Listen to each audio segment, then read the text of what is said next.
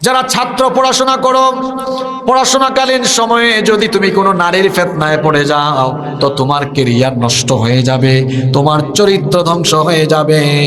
Mobile phone হাতে নিয়েছে, mobile phone হাতে নেওয়ার পরে রাতে ঘুমানোর আগে যদি এই চক্ষু দিয়ে হারাম কোনো ভিডিও দেখে রাতের ঘুম শেষ হয়ে যায়। নাপাক জিনিস ভাবতে ভাবতে, অশ্লীল জিনিস ভাবতে ভাবতে নাপাক শরীর নিয়ে অনেক ছেলে রাতের বেলা ঘুমিয়ে যায়। এটা হলো মোবাইলের এই জামানায় বেশিরভাগ যুবক আর তরুণের কমন রোগ। নাপাক শরীর নিয়ে সে যে ঘুমিয়ে গেল, আমার যুবক ভাইয়েরা খবরদার নাপাক শরীর নিয়ে ঘুমায় যায় না।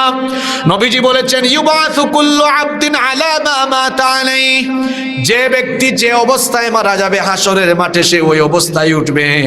আপনি যে নাপাক অবস্থায় মারা গেলেন, নাপাক অবস্থায় হাসরের মাঠে আপনি উঠবেন।